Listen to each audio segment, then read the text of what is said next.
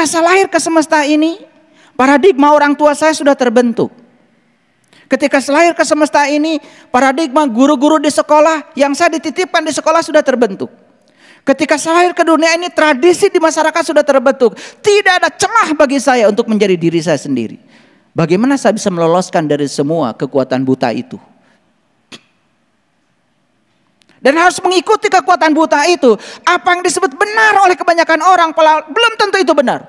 Apa yang disebut baik oleh kebanyakan orang, belum tentu itu baik. Dan itu dijejakkan di otak saya. Tapi saat itu, saya mengikuti kata hati saya. Saya tidak mau jadi mereka. Bahkan saya tidak mau jadi bapak saya. Saya tidak mau jadi ibu saya. Saya percaya saya adalah tamu agung yang datang ke semesta. Saya percaya kalau Allah punya rencana besar untuk kehidupan saya. Dan saya percaya setiap manusia direncanakan kelahirannya oleh Allah untuk menjadi kepanjangan tangan Allah. Bukan untuk menjadi ibu bapaknya. Bukan untuk menjadi guru-gurunya. Bukan untuk menjadi imamnya. Untuk menjadi pemimpinnya. Bukan. Untuk menjadi dirimu sendiri. Pertanyaan yang paling mendasar. Apakah sekarang manusia datang ke dunia ini menjadi diri mereka sendiri? Itu pertanyaan besar. Kebanyakan yang saya temukan sekarang, semua menjadi orang lain. Semua menjadi fotokopi. Semua menjadi sintesa dari sebuah fotokopi. Tidak asli. Makanya ciri manusia yang tidak asli tidak punya kesadaran. Boneka manusia bukan manusia. Boneka hewan bukan hewan. Tidak punya rasa, tidak punya kesadaran. Paham sampai di sini? Saya sedang menceritakan diri saya. Bagaimana kita bisa meloloskan dari situ? Cerita tentang kiamat dari kecil sudah menjejali otak saya. Begitu saya sudah besar, bahkan dipesantrenkan oleh bapak saya saat itu tanya kepada guru bahasa Arab saya, apa qiyam itu? Qiyam itu artinya bangkit. Berarti kiamat adalah hari kebangkitan. Kenapa kiamat selalu dikaitkan dengan hari hancurnya alam semesta ini? Begitu saya sudah besar, saya sudah tahu ilmu astronomi. Ternyata yang semacam bumi, planet yang semacam bumi ini saja jumlahnya mendekati 150 miliar. Kalau bumi ini hancur, terus yang lain memang hancur. Yang kiamat itu hancurnya alam semesta, saya tidak menemukan di Quran. Kalau Tuhan itu maha penghancur, yang saya tahu di Quran Tuhan itu maha pencipta. Tetapi itu paradigma dijejalkan di otak saya. Bayangkan, kalau kita tidak bangkit dari kesadaran untuk menjadi diri sendiri, maka kita terus menerus menjadi potret masyarakat yang ada pada saat itu. Dan sekarang anak cucu kita yang datang ke semesta ini hampir tidak bisa meloloskan untuk menjadi diri mereka sendiri. Pendidikan ditentukan oleh orang tua sejak dari kecil. Sekolah ditentukan oleh orang tua sejak dari kecil. Pesantrennya ditentukan oleh orang tua sejak dari kecil. Orang tua keyakinannya A, anaknya harus keyakinannya A. Orang tua keyakinan B, anaknya harus keyakinan B. Walaupun anak itu tidak tahu apa-apa tentang yang harus dia yakini. Bukankah sebetulnya kita sedang membius anak kita, membatasi anak kita, membatasi setiap kelahiran ke semesta ini? Padahal sesungguhnya hakikatnya setiap kelahiran itu harus menjadi diri sendiri. Karena semesta sudah membuka ruang kebebasan. Lalu ruang kebebasan itu dibatasi, dibius, dilumpuhkan. Bahkan yang paling payah, anak-anak yang datang ke semesta ini dididik untuk merasa bersalah ketika mereka melanggar sedikit saja dari paradigma yang sudah dibangun oleh kedua orang tuanya. Dari mana rasa bersalah? Itu kan dari paradigma yang dicekokkan, yang dihunjamkan dalam pikiran anak kita sendiri. Maaf ibu bapak,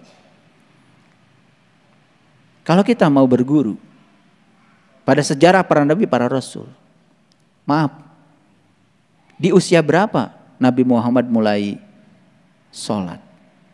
Bukankah setelah Isra Mi'raj? Bukankah itu diceramahkan di setiap tahun pada peringatan Isra Mi'raj? Nabi Muhammad mulai sholat setelah beliau dapat perintah sholat. Itu setelah Isra Mi'raj. Berapa usia beliau saat itu? 40. Kenapa kita tidak berani mengatakan, bukankah beliau itu baru sholat setelah Isra Mi'raj dan usia beliau 40? Dihunjamkan pada anak kita sekarang, kalau kamu enggak sholat, masuk neraka dari sejak kecil. Lalu mereka dihunjamkan pada diri mereka rasa bersalah kalau tidak melakukan itu. Dan rasa bersalah itu yang menghunjamkan, bukankah orang tua sendiri? Kalau kamu tidak baca Quran, maka kamu akan berdosa. Dihunjamkan rasa bersalah. Sehingga kalau tidak baca Quran, kemudian akan, saya bukan mengatakan itu bagus. Tentu saja, kalau bisa sholat dari kecil dengan kesadaran penuh bagus. Kalau bisa baca Quran dari kecil bagus. Tetapi kalau mereka hanya mengikuti hasrat dan ambisi orang tua, kan mereka jadi boneka.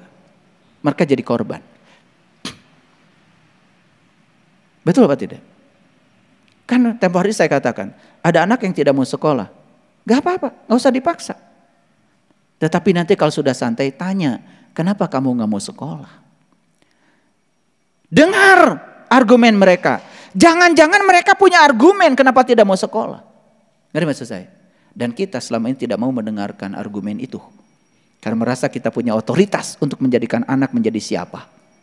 Padahal setiap anak datang ke semesta untuk rencana semesta, bukan untuk rencana ibu bapaknya.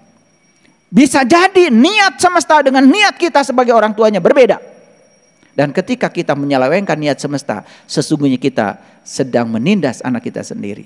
Cuman kita tidak sadar. Jadi jangan heran kalau banyak sekarang orang-orang di profesinya merasa stres. Dia tidak mau jadi siapa, tetapi dibuat menjadi siapa oleh orang tuanya. Dan dia melaksanakan pekerjaan tidak sesuai dengan personal jeniusnya, tidak sesuai dengan bakatnya, tidak sesuai dengan kejeniusan dirinya.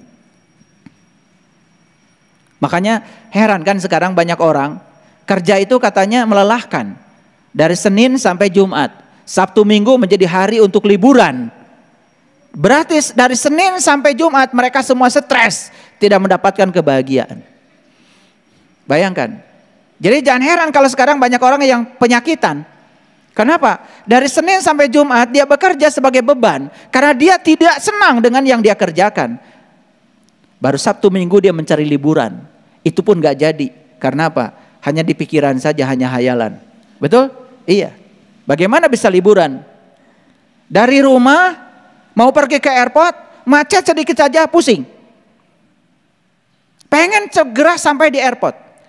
Di airport ada pengumuman delay, pusing. Pengen segera naik pesawat. Di pesawat ada pengumuman, mohon maaf pesawat tidak langsung bisa mendarat karena ada gangguan cuaca. Stres lagi di pesawat. Pengen segera mendarat. Sudah mendarat, pengen segera masuk hotel. Macet sedikit dari bandara ke hotel, stres lagi. Iraha rek bahagian.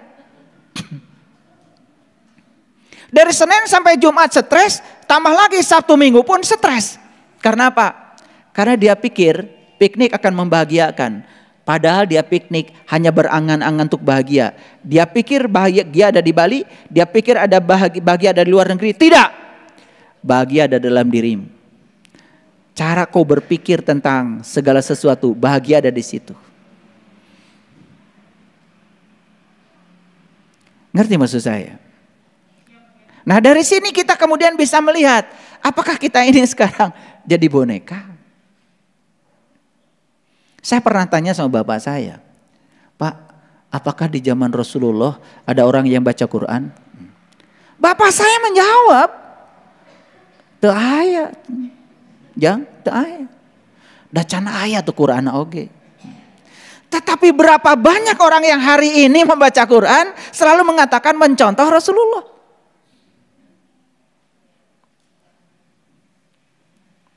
Saya bukan anti baca Quran, saya kan hafiz. Saya hafal. Saya bukan anti. Tetapi jangan menanamkan rasa bersalah yang berlebihan pada anak kalau tidak baca. Kalau anak tidak mau dan tidak mengerti yang dibaca, cari argumen. Kenapa kamu enggak baca Quran? Jangan-jangan karena anak kita tidak suka. Jangan-jangan karena mereka tidak mengerti. Kalau tidak tertarik, jangan dipaksa. Buat mereka menjadi tertarik. Ajarkan kalau Quran itu hebat. Berarti orang tuanya harus ngerti dong isinya. Orang tuanya juga cuma bisa baca. Bukankah kita sedang menjadikan anak kita jadi boneka? Menjadi menjadi manusia mainan kita. Dan kita puas kalau mereka mengikuti apa yang kita mau. Padahal itu belum tentu baik buat anak kita. Makanya kan kemarin saya jelaskan. Ada orang-orang yang berpura-pura baik. Tapi baiknya itu karena aturan. Karena ingin dipandang baik oleh masyarakat. Ingin dipandang baik oleh orang lain. Sebetulnya dia itu tertindas. Karena dia juga melawan hati nuraninya sendiri. Bukankah itu boneka? Maaf ya ibu bapak. Ibu bapak dulu disuruh puasa sama orang tuanya gak menentang kayak saya. Kalian tuh memang dasarnya memang berbakat jadi orang soleh. Beda dengan saya. Saya sempat debat tuh sama bapak saya masih ingat itu, udah SMP saya. Udah SMP. Saya cuman bertanya, kenapa Pak harus puasa? Bapak saya baca ayatnya. Kiai. Bismillahirrahmanirrahim. Ya ayyuhalladzina amanu kutiba alaikumusiyam. Wah, kesempatan saya. Karena dibacakan ayat itu saya nanya lagi. Tuh kan, yang dihaikan orang beriman, Pak. Hai orang beriman, yang dihaikan orang beriman. Lah, sejak kapan kita iman? Apa kita dihaikan, Pak? Bapak saya tambah marah. Bertanya yang gitu aja marah. Saya nyantri di beberapa pesantren sama kayak bapak saya. Setiap ditanya marah. Ya sudah, di situ saya kemudian bingung belajar agama itu. Apa nggak boleh ditanya ya? Saya baru ketemu jawabannya betapa hebatnya puasa setelah saya ketemu dengan artikel yang ditulis oleh Yoshinori Osumu. Pemenang hadiah Nobel yang meneliti tentang autopagi. Bagaimana mendapatkan protein autopagisom. Ternyata saat kita lapar, tubuh kita itu bisa membentuk namanya protein raksasa yang disebut dengan autopagisom. Dan itu kalau kita bisa berhenti makan dari jam 6, dari jam 4 sampai kurang lebih jam 12. Berarti sekitar berapa jam itu? Jam 4 kita sahur, kemudian jam 12 itu kan lapar kita itu mulai tumbuhnya jam 12. Betul nggak? Jadi jam 4 sampai jam 12 berarti berapa jam? 8 jam. Nah, 8 jam itu istirahat kan lambung kita tidak makan apa-apa. Di situ akan terbentuk namanya protein autopagisom. Itu pemenang hadiah Nobel. Itu riset sains. Makanya dari jam 12 sampai sore disitulah terjadi proses menyapu seluruh sel-sel mati. Dan semua sel-sel mati dimakan oleh sel protein autopagisom. Itu saya ngertinya setelah saya dewasa begini. Jadi memang pengertian itu tidak mesti ditanamkan dari dulu. Jalankan saja. Tetapi ya itu kan menimbulkan banyak keraguan. Kalau kalian kan hebat, gak pernah bertanya. Memang kalian tuh luar biasa, berbakat jadi orang soleh. Gak kayak saya. Dikit-dikit saya ditanya, dikit-dikit ditanya. Saya waktu sholat, disuruh sholat. Saya nanya sama bapak saya, sholat itu nyembah siapa Pak? Nyembah Allah. Gimana caranya supaya saya bisa nyembah Allah? Kan saya juga gak tahu Allahnya. Mulai marah. Jadi setiap ditanya hal-hal yang sesuai dengan hati nurani saya, keluarnya itu adalah kemarahan. Dan sekarang ya kemarahan ini kan sudah diwariskan. Saya tanya guru agama saya di SMA ketika mengatakan beliau pada saya, sholat itu harus khusyuk ya. Saya tanya, khusyuk itu apa? Marah. Guru agama. Kalau guru fisika ditanya gitu marah sih saya mesti nerima. Guru agama saya keluar aja dari kelas. Pura-pura pipis atau kemana, tanya marah. Setelah saya dewasa kemudian saya ketemu. Ternyata sholat khusyuk itu sholat mengingat Allah. Gimana caranya so bisa mengingat Allah kalau saya nggak tahu Allah? Kan itu pertanyaan dasar. Yang harusnya itu dipenuhi. Tetapi sekarang pertanyaan itu kemudian dibasmi supaya daya kritis kita hilang. Apa yang terjadi? Kecerdasan kita ini sebetulnya sedang dilumpuhkan oleh sistem pendidikan kita yang tidak kita sadari. Jangan-jangan mohon maaf, Bapak Ibu ini model-model bapak saya semua. Jangan-jangan. Jangan-jangan. Ya. Tapi kalau saya lihat sih, kalau Bapak Ibu sih, enggak kayaknya. Enggak beda maksud saya.